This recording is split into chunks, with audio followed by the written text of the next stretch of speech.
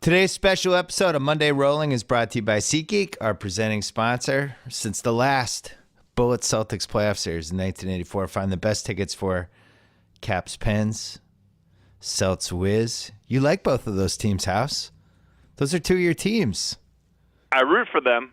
Yeah. Like is a strong word. Well, I have SeatGeek on my phone. It's by far the easiest way to shop for the best tickets thanks to their revolutionary grading system. Buy and sell tickets in just 2 taps on your phone. 2 taps. Everything is... Taps! It's fully guaranteed. Try it out. Download the SeatGeek app today. You can even get tickets for the Celtics sweep of the Wizards, Game 4, or go right to SeatGeek.com. We're also brought to you by our new podcast, Against All Odds with Cousin Sal. Have you subscribed to this on iTunes yet, House? Of course I have. I've been singing the song to myself all day long. All right. Well, it starts this week. It launches, but you can subscribe right now on iTunes, SoundCloud, Stitcher, everywhere you get podcasts, gambling every week with the Cuz. And this is one of the best weeks ever to have that podcast because not only do we have basketball, hockey, baseball, NFL futures, we have Canelo versus Chavez, just a whole lot going on.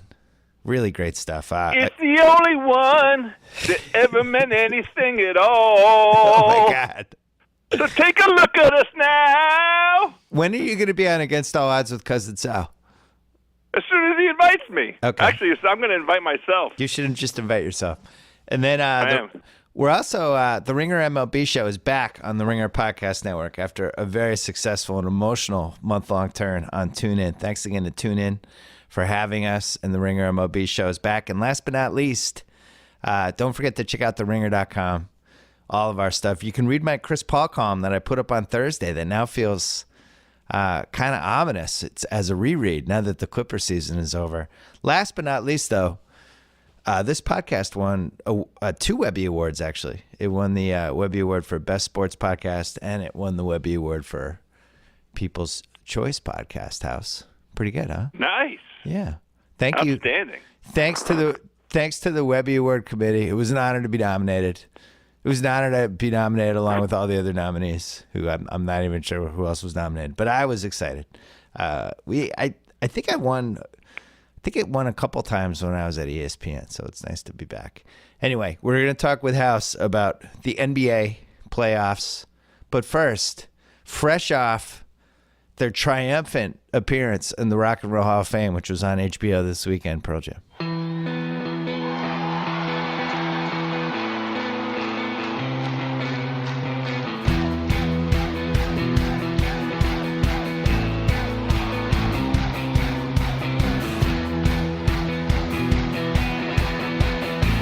All right, House, lots to cover. Rockets, Spurs, that starts tonight. Cavs, Hawks starts tonight.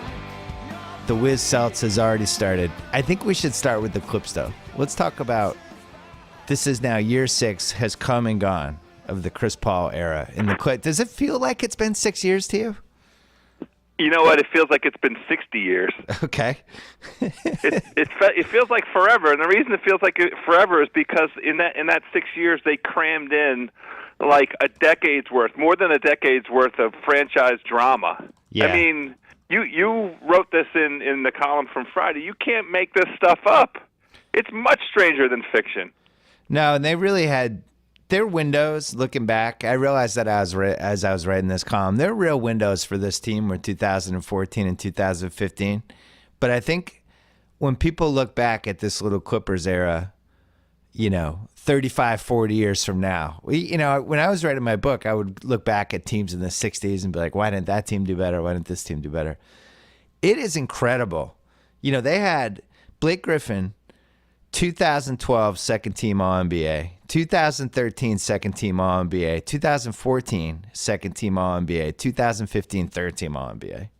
Chris Paul, 2012 first team, 13 first team, 14 first team, 15 second team, 16 second team. And then DeAndre made third team in 15, and then last year made first team. I can't remember a team having 3 top 15 players at the same time who's had less. Not that DeAndre is technically he's probably not a top 15 player, but He made first team All-NBA and third team the year before.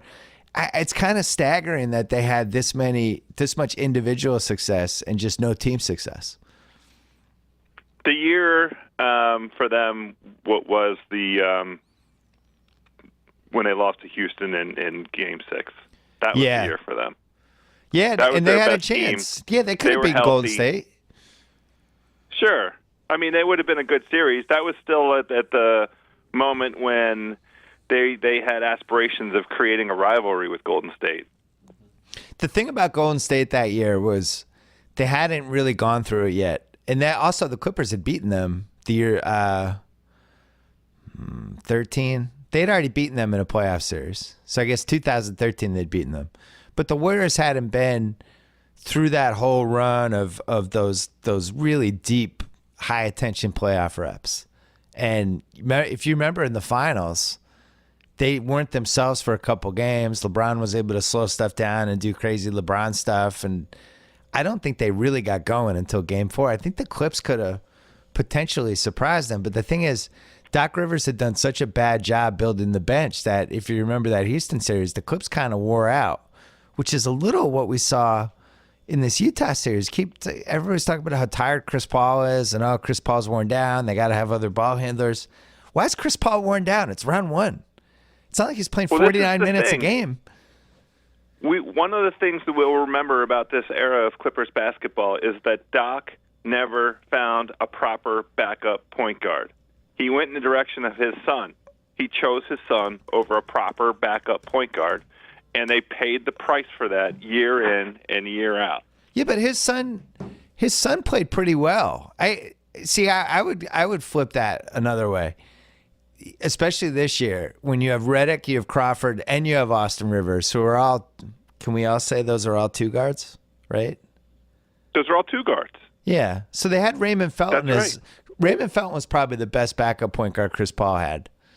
And, think about that for a second. It's Raymond 2017. Felton. I know. Say that again. Ray Felton is the best backup point guard.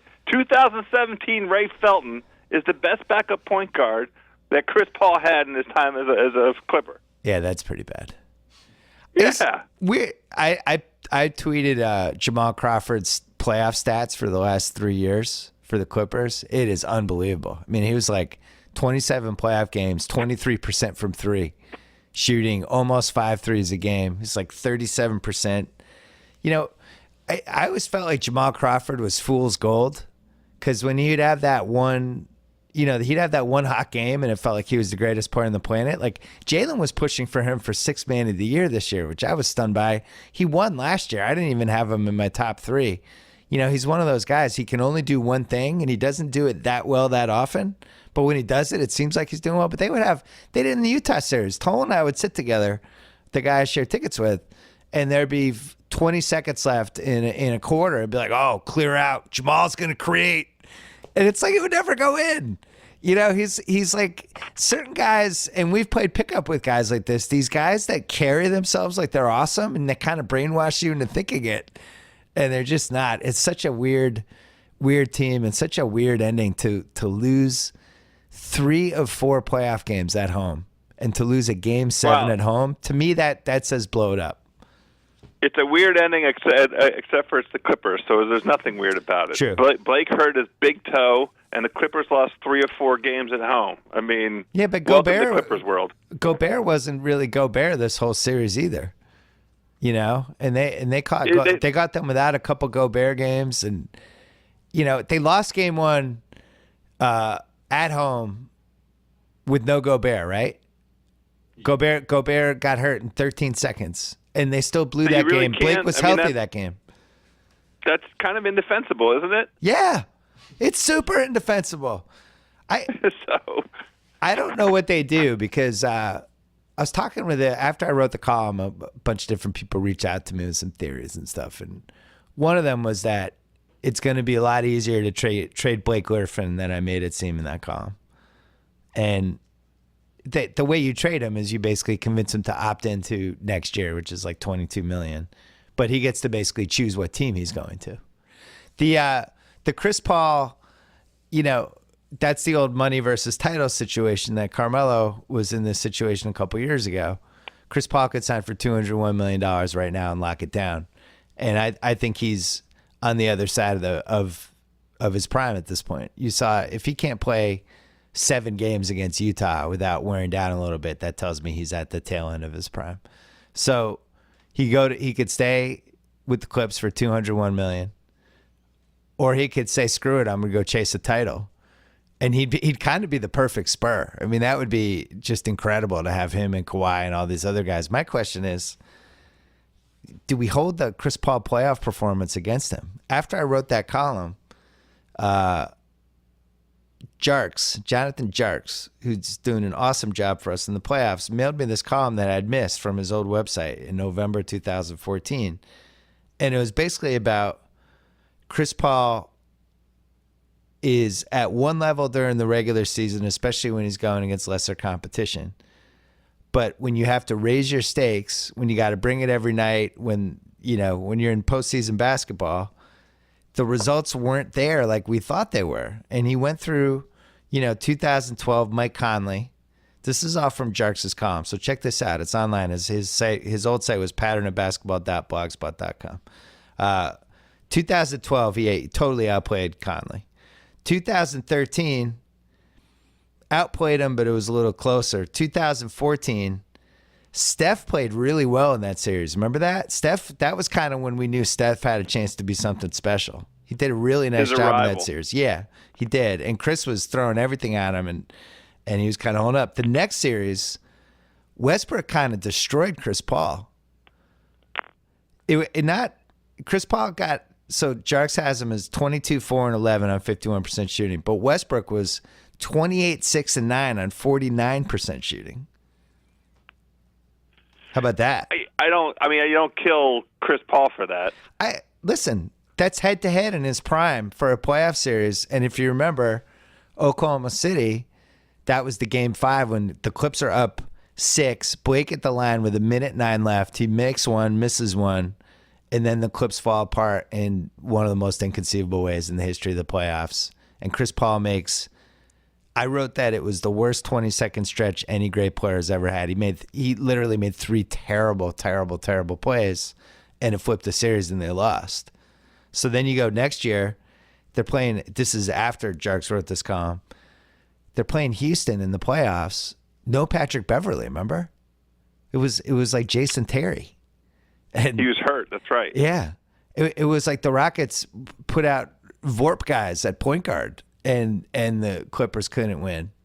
And now it goes through there, and it's like, I don't know. You and I feel the same about the rings culture, and it's unfairly maligned certain guys from the past that we love, Barkley being one of them. But man, you saw what John Wall did in Atlanta on Friday night.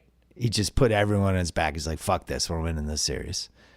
And it just doesn't seem like Chris had a lot of those in the playoffs. And my question to you is, maybe he's just not that type of player, Maybe he's the efficient. I think he intends to be that kind of player. He wants to be that kind of player. He's just not capable of exerting his will and making having his way at the most crucial moments. Is kind of the over time the conclusion I think we have to draw. He hasn't played. It's unfair to say Barkley's name alongside Chris Paul. Chris Paul hasn't played in a conference final in his career. Jarks had the theory that he's just too short, which is it sounds simple, but he listed all the best guys on the championship in this column from 3 years ago, and all the best guys on championship teams since 1979. Everyone was 6'4" or taller except for Isaiah Thomas. Now, since that column, Steph Curry had 15 and 16. I guess just 15 because they lost 16. But Steph Curry is like 6'3". But his point was, it's really hard to exert your will when you're 6 feet tall. And I think the Celtics have seen that to some degree with Isaiah Thomas, where as the teams get better, it becomes just easier to kind of come up with different tricks to kind of keep a short guy from dominating a basketball game. Yesterday, he was making threes. Yeah, it's not just teams getting better, but it's when you're in a series where you're playing the same team repeatedly, in a 7-game series, they can adjust. I mean, I'm counting on this out of my Washington almost bullets here against. Yeah, we're going to talk about that in a second. Utah. I thought Quinn Snyder was one of the heroes of round one. He did a really great job, especially considering the Gobert situation and then everything that was going on yesterday. I was having trouble keeping Gobert on the court, but one of the things they did yesterday defensively is they were just flooding Chris Paul, which is something that the Celtics have had to deal with Isaiah with certain teams, where you're just basically making it impossible for them to come off picks and do the screens and all that stuff. And the Clips didn't have an answer because most of the guys in their team just stand in spots and shoot, or they're coming around picks and shooting. So I wouldn't blow it up if I were them. What? I wouldn't. I would actually keep Blake, because I think the chance of if you just go through all the Blake injuries, the odds of him being able to get in good game shape next year and be healthy again, to me, that's a safer bet than what I would get from him for him in a sign and trade. Who's mortgaging the farm for Blake Griffin? He's had like 7 surgeries. Would you be happy if the Wizards traded Bradley Beal for Blake Griffin? No, I would not do that trade. Right. So, I would still do the trade of Boogie for Bradley Beal. I would still take Boogie, but I'm not taking Blake Griffin. But that's the thing. It's like you're not getting superstar for Blake, but you're also not getting any of the expensive younger Bradley Beal, CJ McCollum types for Blake either. I don't think you're going to be able to get any of those guys. What you might be able to get is you might be able to get like the 3 for 1. We're at a crazy moment because the Hawks are in the same predicament. What are they going to do with Paul Millsap? Well, I think he's just going to leave. That means he's going to take a pay cut. But, that's the challenge under the current collective bargaining agreement. You can't pay Blake Griffin like a superstar. You just said, you're not going to do a superstar for superstar trade. Is Blake Griffin a superstar? He was. Congratulations. That's right. Is not going to win you games in the 2017-2018 basketball season. 2014, third in the MVP voting.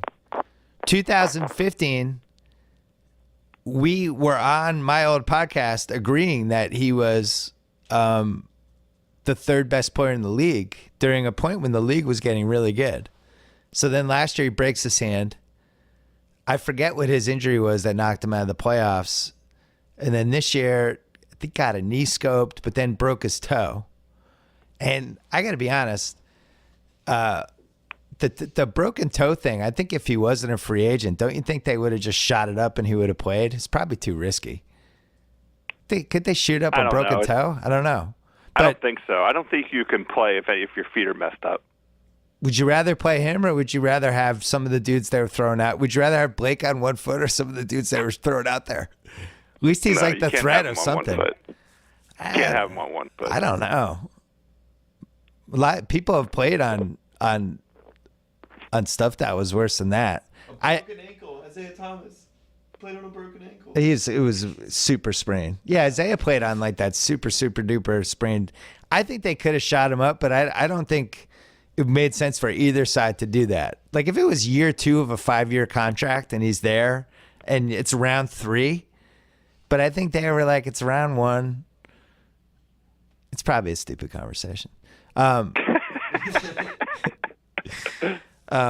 yeah, I think to me, it's a safer bet that Blake can come back and you can get a couple good years out of him. What's your goal? What are you doing if you bring back Blake and bring back? I mean, does that mean CP3's back as well? All right, you own the Clippers. It's a Lakers city anyway, so you're screwed in that point. You have 2 football teams here now. You have 2 baseball teams. You're gonna have 2 soccer teams. You have a hockey team. You have UCLA and USC. You have to have stars, or you're immediately irrelevant. That's a bad way to build a champion, but you can almost talk yourself into, well, we still have one of the best 12 players in the league, so we can start there. We can't lose him. And then Blake was 3rd best player in the league 2 years ago. We can't lose him. I could see talking myself into that if I own the Clips, Because the alternative is you're just rebuilding. And it's like, how do I sell a rebuild to this fan base that has just been kicked in the nuts for 40 years? And just watch the Lakers do it for the last 4, and they don't even have a guaranteed All-Star yet. But what's the hope? What hope are you selling, bringing back this core group? You're selling that they had bad luck the last 2 years. Oh my God! You didn't like that? That's a tough sell. Do I need to get back with my marketing team and work on that somewhere? You need to work on that one a little bit. The old bad luck is not putting asses in seats, I don't think. So again, what would you do with Blake Griffin? You would not give him 4-year, $150 million extension or whatever he's eligible for. 5 years, $150. Absolutely not. Absolutely not. Under no circumstances. No way. Would you trade him? Would you tell him opt in for 1 more year and we'll trade you to the Knicks for Carmelo? Oh, I would have done that at the trade deadline. I still think they should have done that. Yeah, I think they should. I don't understand why that deal didn't happen before the trade deadline. They would have been so much better off with Melo. A motivated Melo in L.A. He knew at that point that him and Lala were going down. An excited Melo in L.A.? You kidding me? Audible.com. Do you love books but you don't have time to read them? Audible.com has the perfect solution. Get audiobooks and listen at the gym, during commutes, or even watching football on mute. Audible.com provides over 180,000 audio programs from leading book publishers, broadcasters, entertainers, magazine, and newspaper publishers, business information providers. You know who uses Audible House? The Simmons family. Oh, yeah. I bet the House Melo family... should have used it and gotten some divorce advice. Their free app works on iPhones, iPad, Android, Windows, Kindle Fire, over 500 MP3 players. Also, you own the books. You're not renting them. There's a great listing guarantee, which unfortunately we can't provide on this podcast. If you don't like a book, no worries. Exchange it for another title. No questions asked. Why listen to terrible sports radio and lousy music channels when you can listen to books?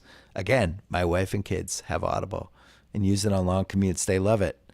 Joe House's wife and kids should also have Audible. Go to audible.com/BS today and start your free trial right now. That's audible.com/BS. So you're saying put a fork in the Clippers. I think I might agree with you, but I don't think they can do it that way. The other move is to fire Doc and blame everything on him. Would you do that?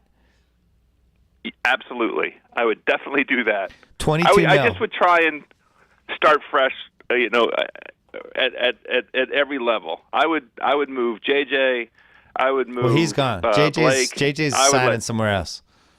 Oh, he's unrestricted. JJ's gonna get a nice deal from like Brooklyn or somebody he'll get like $60 million for 3 years, something crazy. So all 4 players. I mean, Blake, CP3, JJ. You're gonna. Felton, Jamal Crawford, even though they extended him for whatever reason. Ugh. Doc, get rid of all of them.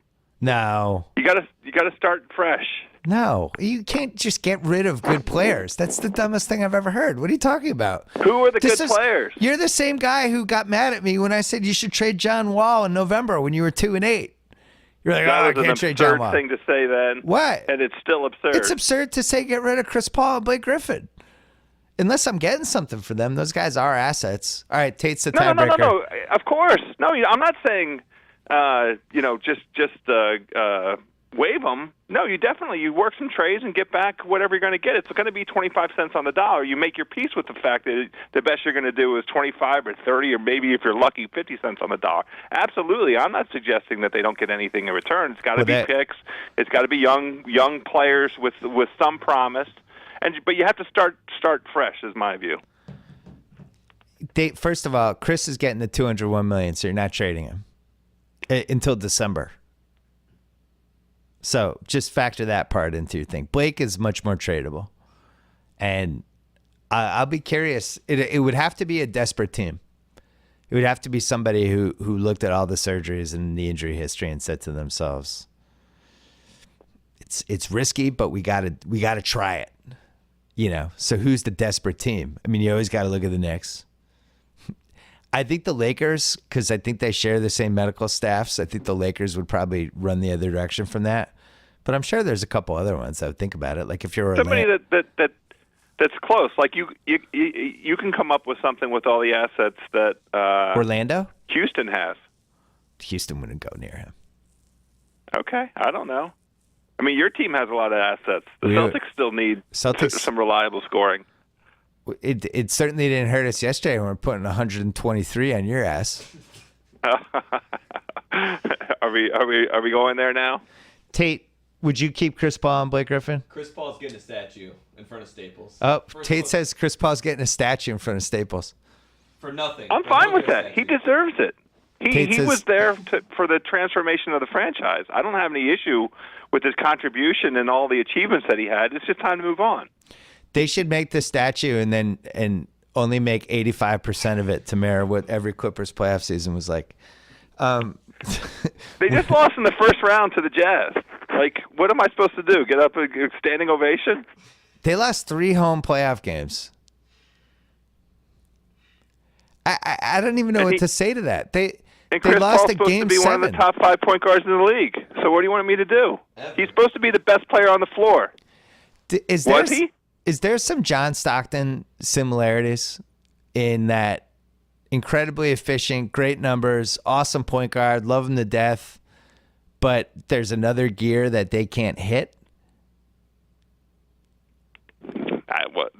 John Stockton went to the finals. Well, I know. He played in the NBA finals. Remember how long it took him to get there, though? He didn't get there till, year 14, and that was even after,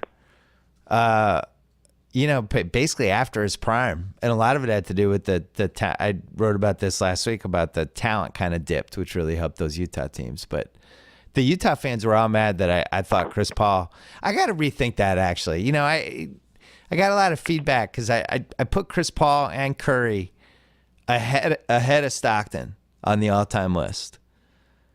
And Curry belongs. I got to almost do like a 2-day deep dive trying to figure out Chris Paul versus Stockton. It's a tough one. It's a real tough one. His regular season, the efficiency, all that stuff are incredible. But from a playoff standpoint, even less success than Stockton had those first 12 years. Like Stockton at least went to the conference finals 3 times. Yeah. I think when you don't go to any conference finals, that's at some point you can't just say, "Oh, rings culture. Oh, it's not just about winning." It's a little bit kind of winning. You can only play 5 guys. The best players end up in the problem I have with my Washington Capitals. I mean, hockey is even more of a team sport. But at some point, it's the same guy for a decade. Yeah, it's true. And he can't get to the finals. He can't get to the conference finals. There was some, George Gervin really jumped out at me like 40 years ago when I was working on my book, trying to figure out where to place him. And he had a couple moments that he really could have, he had a couple chances to have defining moments. And the biggest one, 79 against your beloved Bullets. Yeah. They're up 3-1 in that series. And the Bullets come back and win 4-3. And Bobby Dandridge, does a job on him. And I was able to get the tapes for, I think, all 3 of those games. And Gervin there were moments when they really needed him and he just wasn't there. I forget. I think his points were okay, but it was more of like when you're watching the game, these little moments when the best guys get like, "All right, guys, I got this." And he just never really did it. He was this volume scorer that's really all he did. And, that if they make the finals that year, they probably could have beaten Seattle. They had a pretty good team. So I don't know. The playoffs are about those 3, 4, 5 times over the course of your career when there's this little fork in the road. And for the Clippers, man, you go back to 14 and 15, and I still think that's a killer. All right, let's talk about the Wiz Celts. Our teams have never played in the playoffs together. Since we've been friends. They played in 82 and 84. We became friends in 88. Bernard King joined the Bullets like a year or so after that. I remember we watched a couple Bullets Celtics games. We really enjoyed it. Bernard King and Bird on the court together. Never really took it seriously. And then it was just a train wreck from that. Neither team was really good at the same time.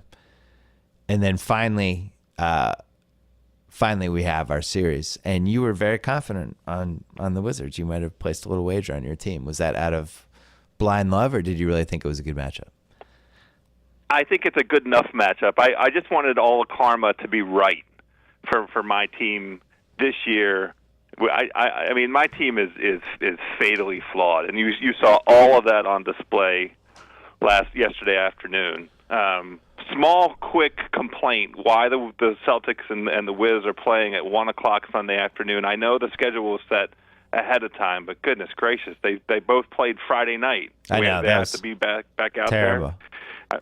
I know they weren't factoring in, Isaiah go flying across country for his sister's funeral, but would it have killed them to push the game back to 5:00 or 6:00 in the evening? Could have been after the Clips Utah game even, but in any event. Why wasn't Spurs Houston at 1:00 on Sunday? Those teams haven't played for like a couple days now. That's what I didn't get. Or where was Cleveland Toronto? Why is Cleveland Toronto tonight? I don't know. Anyway, go ahead. I feel good about my team in this series. I like the matchup. I like this is a Celtics team. We've talked about this a million times. It's really in transition. This isn't the year that they imagined, going all the way, I don't think, going to the finals. I mean, it took an extraordinary year out of Isaiah Thomas. They've been happy with Thomas, right? Coming into the 2016-2017 season, you loved the over for them. They barely hit it, right? 53.5? Yeah, barely, by half. They barely hit the over. But, it felt like a team that would go to the conference finals and lose to Cleveland, and that may yet happen in terms of the ceiling for the Celtics. The Celtics' big play remains all the assets that they have, and I love the matchup that we had with you guys over the course of the season. We split the season series. There was some good, trash talking. The Washington backcourt was healthy for the entirety of this season, a rarity here, and we match up well with you when we're healthy. And everything changed in the second quarter yesterday when Al Horford pulled out an old Bruce Bowen trick and walked right underneath of Keith's feet. Stop and let him can't come down and land on his foot. Come on. That's not what happened. Al Horford's a classy individual. All I know is Keith went straight up and came straight down, and he landed on Al Horford's foot. Al Horford's foot wasn't there when Keith went up. Well, he should have moved his foot. He should have landed somewhere else. You missed a golden chance because Stevens played the wrong lineup in the first quarter. And he went small when he shouldn't have gone small. He kept the Gerald Green lineup. The only reason that worked in the Bulls series was because it spread out the Bulls and we were just too quick in the perimeter. We had too many shooters. But against the Wizards, you can't do that because of Morris. And once they figured that out, and once they figured out that two of Smart, Bradley, Rozier always had to be in the game to deal with Wall, then you saw the game start to shift. What was interesting was Bojan got hot in the second half. In the first half, it looked like you couldn't play him. It looked like you might not even be able to play him in the series. He was being so badly exposed. And then that flipped in the second half, and Stevens dusted off Jaylen Brown, who was just getting DMPs in the Chicago series. It's interesting to me. Somebody texted me this who works in the league that when in doubt in these playoff series, teams just go young and athletic and try to figure it out, which is what the Celtics did in that series. And I'm going to be really interested if Jaylen Brown can keep playing because the Celts don't have a lot of guys in their roster to handle Bogdanovich if he's going to play. And conversely, they can't really torch him on the other side unless it's with Olynyk. So I think this one's going to have a bunch of different matchup. Game by game, it's going to switch depending on who gets hot and all that stuff. I think this goes 7 still. What do you think? I hope you're right. I mean, all of this really comes down to how hurt Keith's ankle is. Yeah. He was one of the crucial X factors because of the advantage that he represents, along with Gortat, on the defensive boards. After Robin Lopez's performance against the Celts, I had high hopes that Keith and Gortat together were going to, help offset some of that three-point shooting. by the Celts, and you expected the Celts to shoot, well. If you're going to be a Washington fan and look at this game as a glass half full, the Celts tied their franchise record for threes yesterday. Crowder had his very best playoff game as a professional. He shot, 6 of 8 from 3 after shooting 27% against the Bulls. The Wiz missed 9 free throws, and they lost the third quarter by 20 points. And yet, speaking of Bogdanovich had a 4-point play that had the effect of making the game.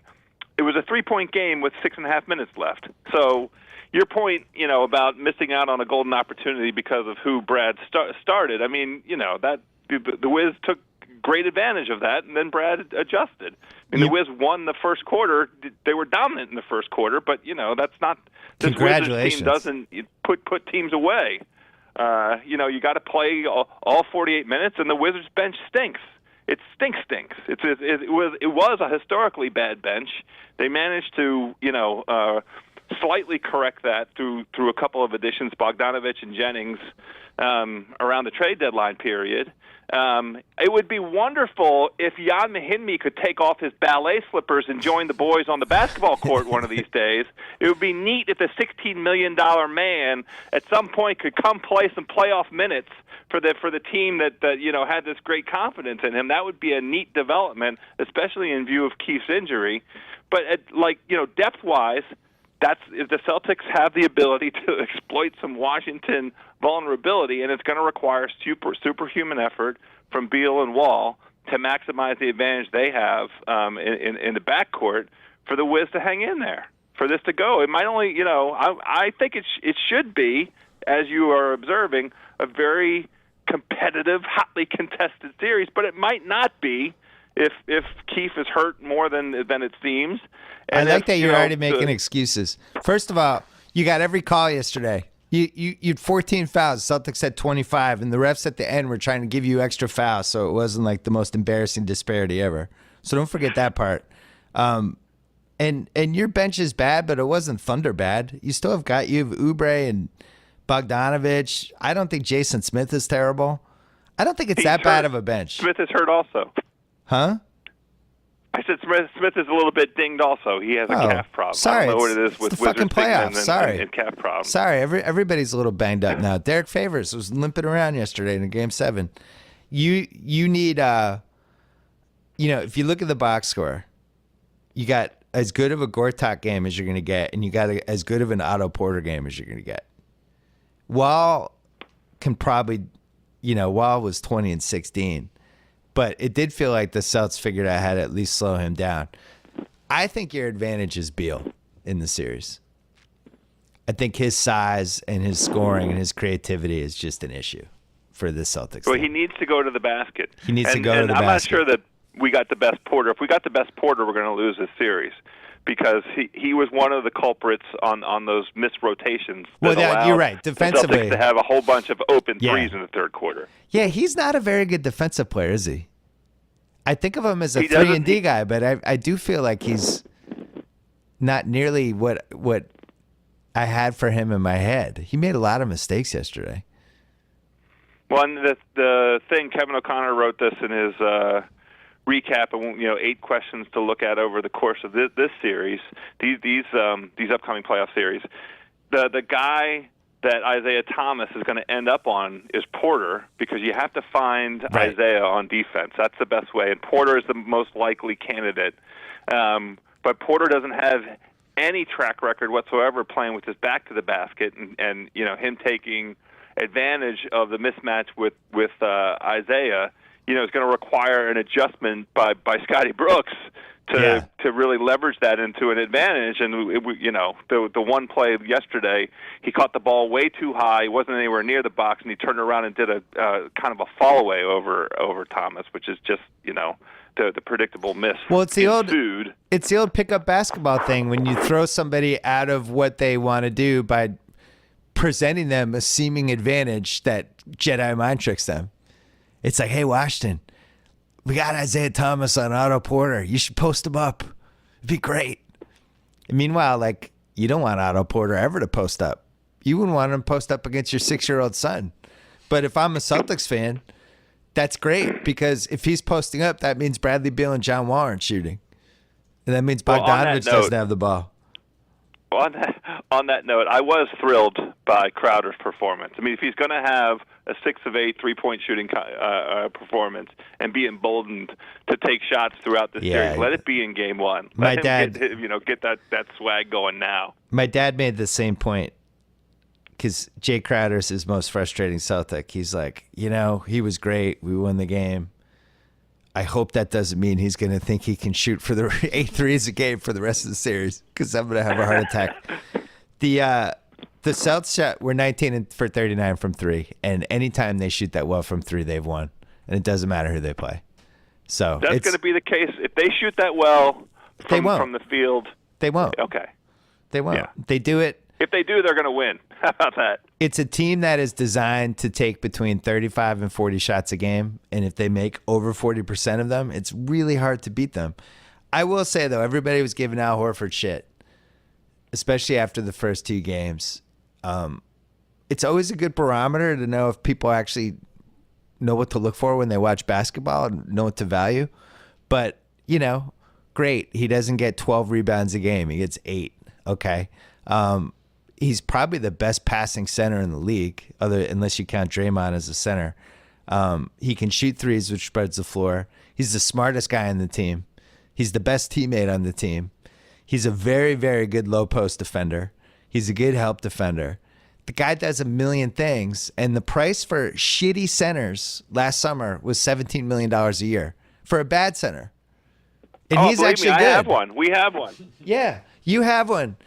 You know who else has one? The Lakers. You know who else has one? The Knicks. Those guys. That was the price for centers last year. It was $16 million. So they paid Horford 25, and he's actually good. He's a good center. I'll tell you what. I like having him on my team in the playoffs. And Well, he took out our X factor, so congratulations. He's Yeah. also, I guess, a cagey vet with the Bruce Bowen cheap shot. I can't believe that really hurts my feelings. Let's talk about Legacy Box, a simple and affordable way to get your recorded moments digitally preserved on DVD or thumb drive. If you're like most Americans, there's a box in your closet of videotapes, film reels, and photos that you haven't watched or taken out in forever, and they're actually deteriorating. I have a closet filled with videotapes from high school and college that includes incriminating 3 moments of one Joe House. I need to protect this.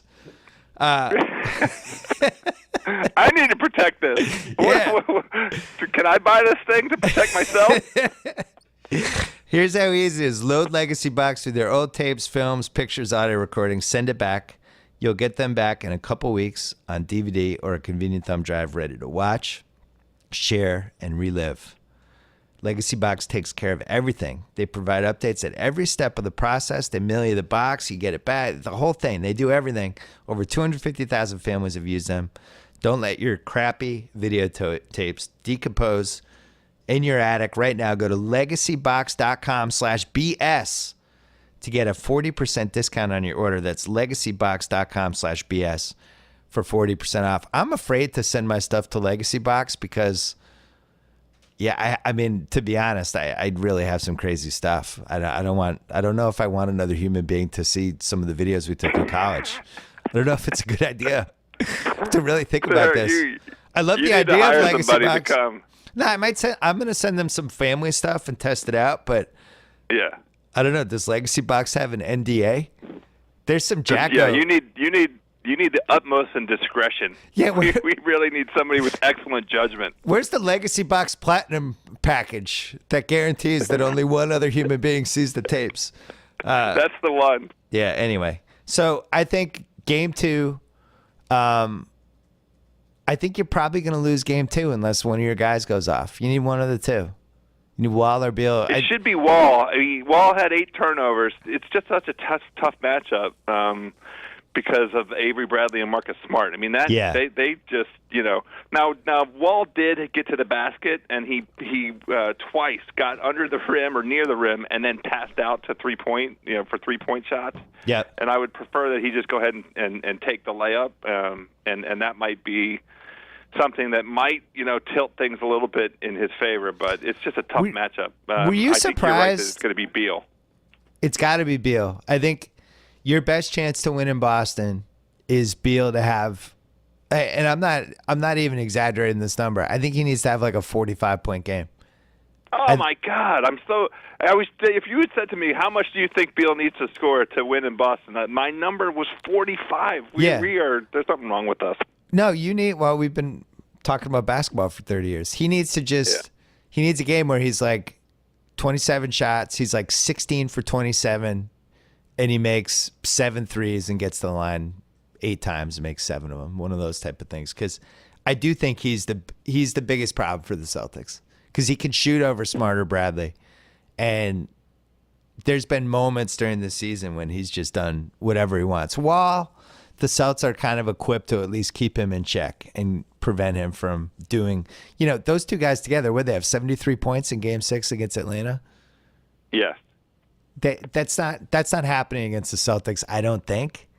But I think Beal is the one that could potentially go off. Hey, Cousin Sal texted us while we're doing this podcast. He said, Warriors sweep is plus 120.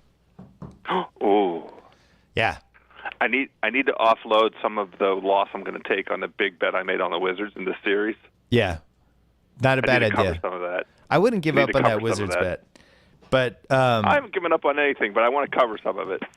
So Warriors plus 120 and 4 and plus 125 and 5. I love that it's a plus number. I'm glad that it's above even odds. I'm going to play a little game called Here's What I Learned from Round 1. I think to stop Utah, all you have to do is take out Ingles and Rodney Hood. Because if both of them are out, if you remove both of those guys from the game and they do nothing, they can't win. That's what happened to them in Game 6. And we might have had a wager on Utah in that game, and we might have been disappointed. But we were disappointed. But Ingles and Hood suck together. And I don't know what the stats are. I just know I went to 3 Jazz Clippers games over the last month. Watched them pretty carefully. They need at least one of those guys. When both of them play well, they're almost unbeatable, unless they're playing the Warriors. But when they both suck, it's really hard for them because Hayward can still get his 27 to 28. Other guys can get a little bit, but Ingles is like shockingly valuable for them on both ends. He really is a creator for them. I don't know what they do with the George Hill thing, because I think they're going to get swept. I would not pay George Hill like $100 million personally. Nice player, but I just don't. I'm opposed to paying guys who aren't in the top 12 at their position like they're top 12 guys. I think it's a mistake. Are you going to call that the Reggie Jackson rule? Yeah, the Kemba Walker rule. Like any of that stuff. Tate, are you happy you're paying Kemba Walker max money? No, stop shooting Kemba. Stop shooting Kemba. Tate says it's just tough. I think there's better ways to build a team personally, but that team had a really good series and I'm sure they're having ideas, and if they can throw a couple haymakers at the Warriors during the course of this series and get it to 6, then you have to bring everyone back, right? Right? I think so, right? Yeah. I don't know what happens with Hayward. We had a piece on The Ringer today by John Gonzalez about him, and he mentioned something in that piece that I think is an important little tidbit for people to remember. They wouldn't pay him 4 years ago. He had to go out and get a max restricted contract offer from another team. And initially it was going to be Cleveland, and then it ended up being Charlotte. And Charlotte signed him to a max restricted free agent offer, and Utah matched it. It was insulting, the whole thing, because Utah was basically like, we don't know if you're a max player. Go out and see if you can get the offer. And then he went out and had interest and he got the offer. Be interesting to see if he files that one away, is my point. I know things are great now. It's a pretty good nucleus in Utah. It would be a tough thing to walk away from. Celtics would be interesting for him. I know, that's the thing. It have to be a team like the Celtics that's right on the brink. Yeah. Their own selves. Well, I'll tell you, it made the Celtics' chances worse that they got to round 2. I think if they had blown Game 6 and Game 7 and the season was over, I would have been more optimistic. I was really impressed by him. And in person, he's really smart. I love watching him. I love watching some of the little subtle stuff he does. He's kind of an old school, 1970s, 80s type of, from that era type of player. I was impressed with him. That's a nice team. The problem for them is Favors just they can't keep him even remotely physically healthy. Even you saw yesterday, he had such a big impact on that game, but he can't stay on the court and and be an athlete. He looks old. When you see him in person, it's like, that guy looks like he's 38.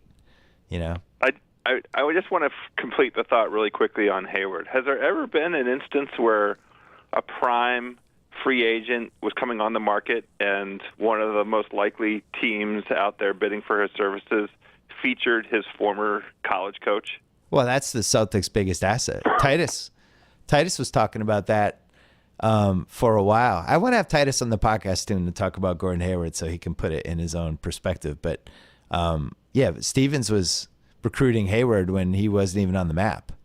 And then I think he had a growth spurt and he became like a belatedly sexy high school recruit, but he stuck with Stevens. So I don't know, man. I think we've ruled never to rule out Miami ever when they have cap space. It's just the rule. Wow. And I don't think San Antonio can ever be ruled out either. So he's going to have options. He's going to get courted. And when Utah plays the loyalty card, he is going to have in the back of his head, 4 years ago, you guys didn't think I was a max player. So I think that's a real thing. Quickly, let's talk about propercloth.com. Every guy knows that it's hard to find a dress shirt that fits. Maybe the collar's too tight, the sleeves are too long, the shirt's too loose. What's your shirt game? How many shirts have you bought in the last year, House? Oh, I go through them. I wear dress shirts to work, so I'm 15 shirts a year maybe. Oh, well, I have some good news. Ordering a custom fit shirt has never been easier thanks to Proper Cloth. Create a custom shirt size in seconds by answering 10 easy questions. No measuring required. Over 500 fabric styles to choose from. Everything from classic business to casual shirts to I'm watching my team get swept in round 2 by the Celtics shirts. All high quality, starting at just $85. They have hundreds of 5-star reviews on Google and Yelp. It's the highest rated custom shirt maker on Google. By the way, Proper Cloth guarantees a perfect fit. Remakes are free, and the Proper Cloth team makes it super easy to do. Stop wearing shirts that don't fit. Look your best. Go to propercloth.com/BS. Enter gift code BS to save $20 on your first shirt. Once again, propercloth.com/BS. Gift code BS. You don't have a gift code, do you? There's no propercloth.com/house, is there? No, we have some beds. We have Helix/house, I think. Oh, it's nice. It's you've arrived in life when you have a slash with your name in it or your initials. It's great. It's good. I'm very happy that I have a couple /BSs. All right, back to the pod. So Houston, San Antonio is by far the most fascinating series in round 2. Cleveland, Toronto, we can talk about really quickly. It's going to come down to what Toronto team shows up. I do think they have the pieces. It's not even worth talking about it with you because you're just in the LeBron will do what he'll do the he'll just turn on the switch when he needs to and he's going to get by Toronto. Is it even worth talking about? I actually think that Toronto has a chance because of their depth and because of Ibaka and PJ Tucker. PJ Tucker on LeBron is one of the best storylines of this round. So I also think Toronto has I'm glad we're able to talk about this because I thought you were just going to be LeBron's not. I also think Toronto has a chance. I think defensively it is by far a much better team than they were last year. I think they have the lineup when Cleveland does that. We're behind by 15. Let's just put LeBron and a bunch of shooters out there. The Raps can actually answer that with a couple lineups of their own. And most important, they're gonna ugly it up, and they're gonna do a whole bunch of PJ Tucker type stuff and Ibaka stuff, and there's gonna be elbows and pushes and guys staring at each other and people trying to get in Kyrie's head and LeBron's head, and that's why I think this could be a series. I think they're gonna try to turn it into a street fight. It's basically what they did to Milwaukee from Game 4 on. They were like, "Oh God, let's flip the series. We're gonna make this super ugly." And we're going to start banging you guys around. How are you guys going to handle it? And Milwaukee couldn't handle it. I think the same thing with this series. Street fight. Knock them down. But I kind of like Toronto's chances in a street fight. Me too. Let me tell you, if Toronto goes into this series and says LeBron's not getting a layup, He can go to the line. Go get your 2 points at the line. You're not getting a layup. We're not letting you get to the rim. We're using 6 fouls from Valanciunas. We're going to use our 6 fouls on Patterson. We're going to bring in that rookie from Utah. He has 6 fouls. Go on down the line and just batter LeBron and make it so that when he goes to the rim, he's getting hit and he's going to have to earn the 2 points. I think that's going to work. And if you have, Tucker to throw at him for 25, 30 minutes, LeBron's going to score on him, but it's not easy. The thing that kills Toronto is that DeMar Carroll just fell off a cliff. Yeah, they need that shooting from that position. It's exactly why they signed him for this series, right? And then they had to go out and get PJ Tucker instead. But Lowry and DeRozan, Lowry's a free agent after this year. I don't know. There's a case to be made. They're going to have great home crowds. I don't think Cleveland's very good defensively. Understatement of the year. But who I think the key guy in this series is? Kyrie. Oh. He's going to do some Kyrie takeover things? Who's guarding Kyrie in this series? He's the guy that I would not let have any layups. Because if when he starts getting to the rim that way, that's when he's most dangerous. He's the guy that I would try and put on his butt. I would do a little bad boys basketball. I would bring back 1988 on Kyrie. I'll be really interested. We'll know in game one because it's not something you wait to do. You got to do it from the first quarter in game one. You have to make it clear this is how we're playing in this series because you also have to establish it with the refs too. You can't just go from finesse to let's start banging guys down but if you start early and you just keep doing it, you keep doing it, you keep doing it, it's gonna be. I also think they could spread them out with all their different shooters. I'll be interested to see how much Carroll plays and whether they give up on him.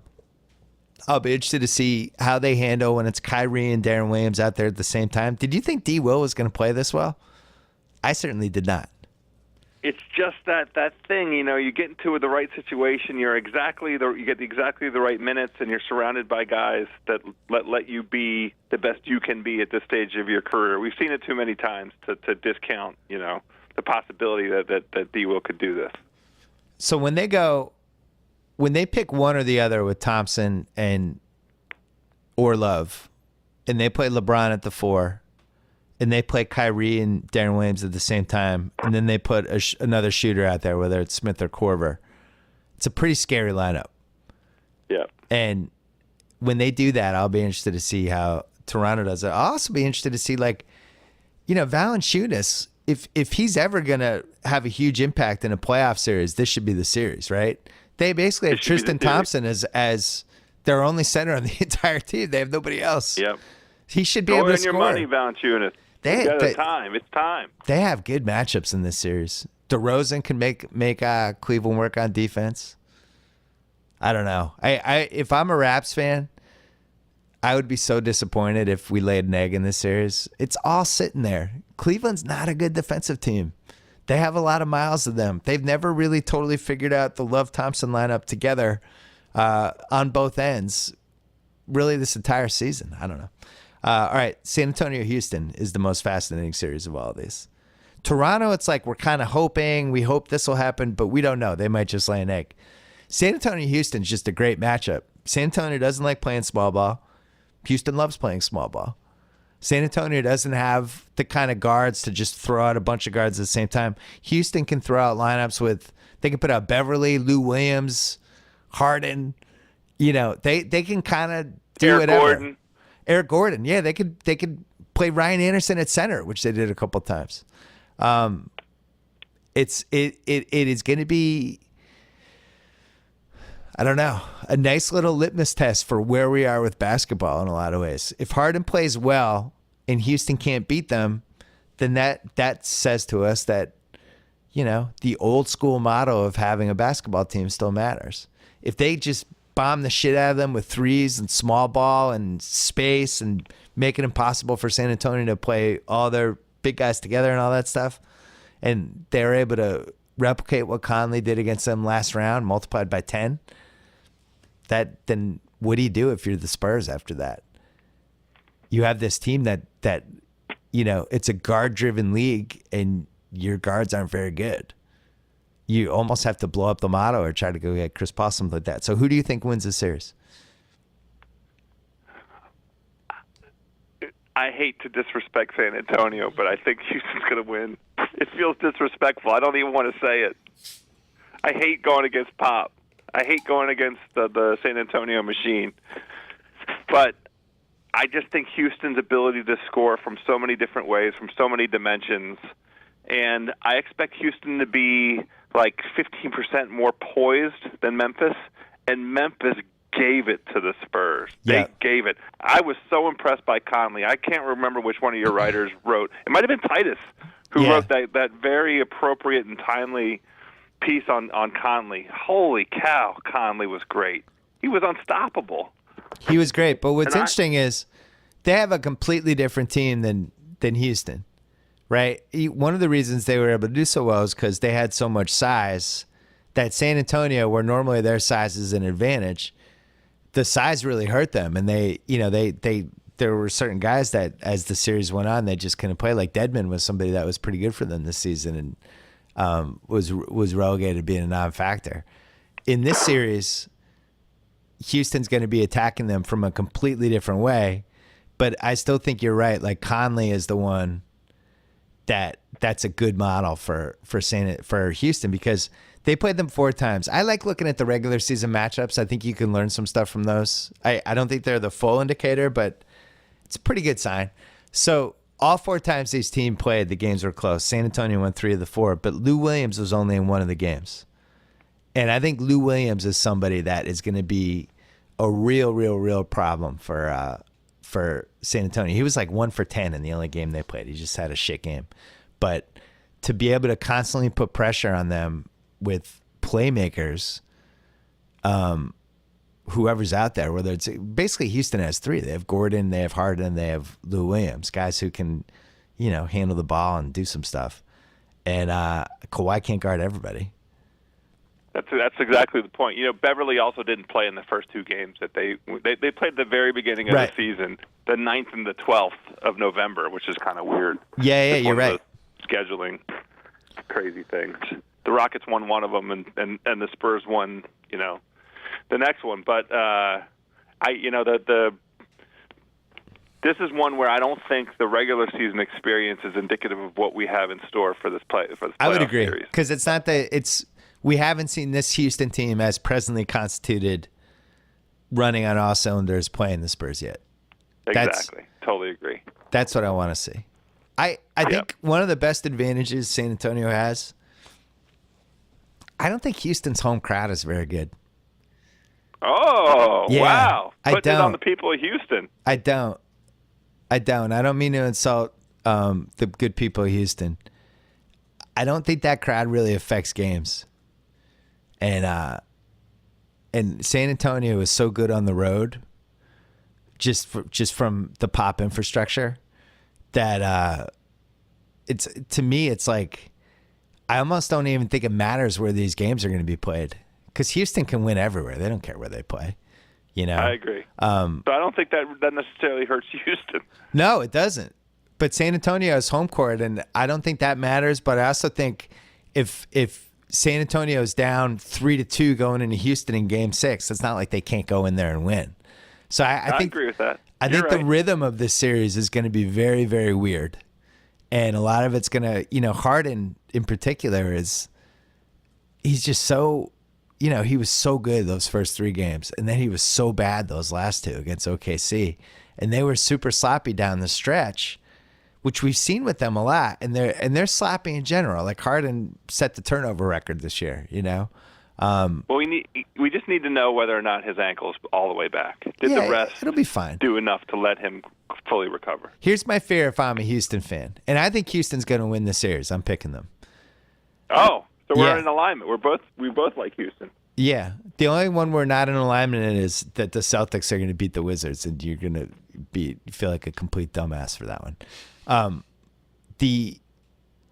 Here's my fear.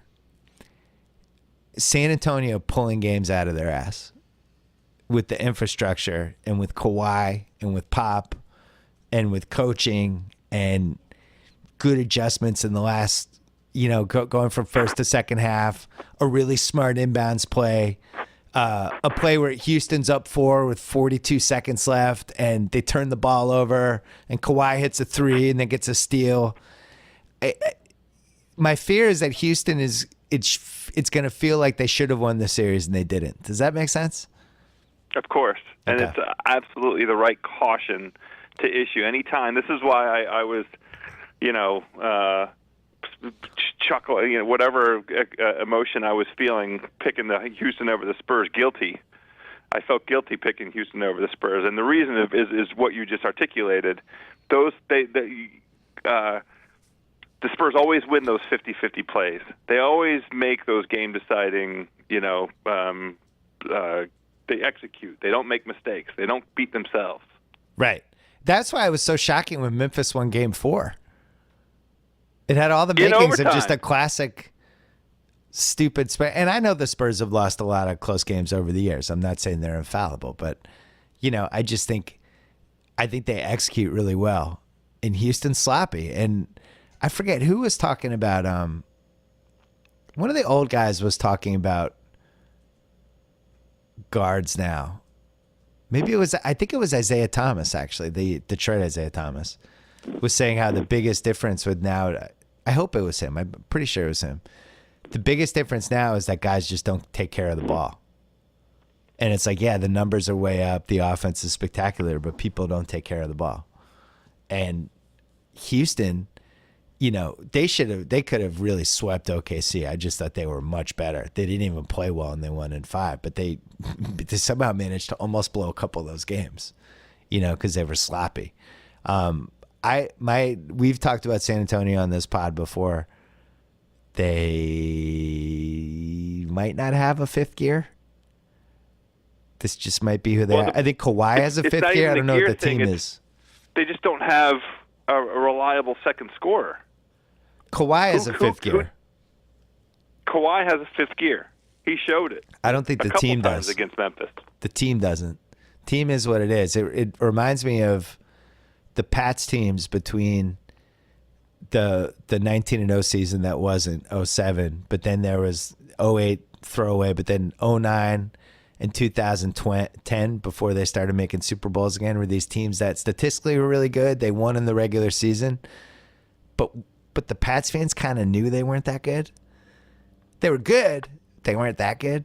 And we knew we didn't have enough, we didn't have enough talent across the board and that we were worried. And it was like the infrastructure was was getting the regular season record where it was and Brady versus that the team was really good. It does feel like this is a transition season for the Spurs. As crazy as that sounds, they had the second best record in the league, but 61 wins. Parker was in the 2001 draft, and Gasol was in the 2001 draft, and it's why Pop deserves Coach of the Year. It's just unbelievable. That's why I voted for him. The key guy, we're not making news by saying this, but Aldridge has to be better for what they're paying him and what he's supposed to represent and mean to that team as like kind of the Duncan replacement. You got to do better than 14-7. He's expendable already. He really is. I mean, it's barely been 2 seasons. He's expendable. If they lose this series, is he on that team next year? No. Let me repeat that. No. Yeah, I'm with you. So we think Cavs Raps. How many games? 7. I think so too. I think the Rats are really going to get in that ass. I really do. That's the point of Ibaka and Tucker. The point of Ibaka and Tucker was not to, beat the upstart Milwaukee Bucks. The point of those guys coming to this team, delivering that veteran presence, guys who've been around the block a little bit, is to come get in that LeBron ass. They're going to get in that in Cleveland, and they're going to make them work.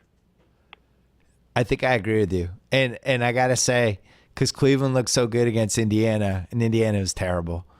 Yeah, it's a 500 team barely, but meanwhile somehow almost won 3 of the games and had a chance, and then Giannis really threw off the the Toronto round one. I mean, it was just an unexpected unicorn, black swan performance by Giannis for 3 games. Wonderful. Yeah, Just wonderful, it was great. too. Welcome to the playoffs, Giannis. Welcome to the future MVP club, Giannis. Absolutely. Does he win before Anthony Davis? I think he does. I think he does, Davis too. is still ahead of him, in terms of the fully rounded skill set. But Davis has to play. You can't not play and win the MVP. Stay in the court. So Houston, San Antonio, I think Houston in 6.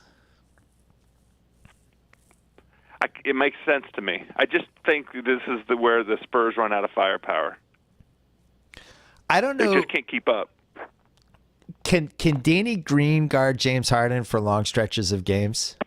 Because that's the No. only way I see it. I think No. I think he could at least kind of stay in front of him. They can't have Kawhi guard James Harden for entire games and then carry them offensively. It's a suicide mission. They have to figure out how to have Danny Green guard Harden for big chunks. I would say Houston in 6. Warriors sweep. I think they're going to destroy Utah. I agree with you. And then Celts whiz. Still feel like it goes 7. It's going to be 6 or 7, depending on Keith's ankle. Can you take back the stuff you said about Al Horford? I didn't He walked appreciate right it. under him. He walked right under him. didn't- it You wasn't can watch replay intentional. a dozen times. It's not possible for Keith to come straight down and land on Horford's foot. He didn't go out of his way. This wasn't one of those NBA plays where he tried to draw contact. It hurt And my all this accolades. Horford almost had a triple-double. Congratulations. The guy that was going to guard him through this entire series, he took out by walking up under him. I'm upset that Al Horford didn't get the triple-double because I don't know how to feel about the game if he didn't reach a triple-double. Did he have a good game? I don't know. We only judge his stuff by triple-doubles now. He should have thrown the Oh, backboard my ball. God. The Celtics should have, who were going for rebounds, should have just pulled their hands away to let him get it. I better not. I better stay away from the internet. We on June the 26th when that award show. I might have to send myself somewhere. I'm going to write bad things on Twitter. No, don't stay off when Twitter. Westbrook wins It's the not MVP. worth it. It'll stand in history as its own ridiculous event. It's awful. It's I wa- perverted. I wish- Everybody, all these hoops perverts out there. Joe House, who's on Shack House? We have the commissioner. You should still listen to last week's show. We had the commissioner on, Jay Monahan, Yeah. a New England guy, worked Yeah. for the Red Sox at one point in his career. Awesome guy. Half-hour conversation with him. We'll stand up. You can listen to. We talked about the recently just completed today, Zurich Classic, which was the first time there's been a team event on the PGA Tour in like 50 years, and it was a great conversation. So give that a listen. U.S. Open. How many weeks away are we? 7 It's weeks. June 14, 15, 16, 17 in that stretch. So that means we're exactly 6 weeks out. Good. Maybe you guys should talk about Trump's golf game on one of these podcasts. He apparently has a pretty good golf game, He's tall. He's like 6'3.5". and he gets through the ball. He For said- an old guy, I mean, you forget he's in his 70s. He said he would have loved to have played with Andrew Jackson. I don't have anything to say Andrew about Jackson would have really enjoyed going 18 together. All right, House. Appreciate it as always. Talk to you soon. that. All right. Thanks so much to SeatGeek. Thanks to Audible.com. Don't forget audible.com/BS for a free trial. Thanks to Legacy Box. Don't forget legacybox.com/BS, 40% discount on your order. Thanks to Proper Cloth, propercloth.com/BS. Gift code BS, save $20 on your first shirt. Don't forget to subscribe to Against All Odds with Cousin Sal, our new podcast that launches this week, and he's going to be talking about all this crazy gambling stuff that's going on, football, basketball, hockey, and boxing right now with his special guest who I'm not going to announce. And the Ringer MLB show is back. It's back on the Ringer Podcast Network. So check that out. And Tate, you did a Teed Up last week with Titus? And we're back this week. Back this week. Teed Up. If you want to hear Titus, will you ask Titus to do his whole Gordon Hayward thing? Yes. All right. Titus is going to do that. Maybe I'll make him repeat it on here. But this week, Titus is going to talk about his old AAU teammate, Gordon Hayward. So listen to Teed Up for that. And we'll be back Wednesday on the BS Report with Matt and Trey from South Park, which is an extravaganza, which we taped 2 weeks ago and is really good. So until then.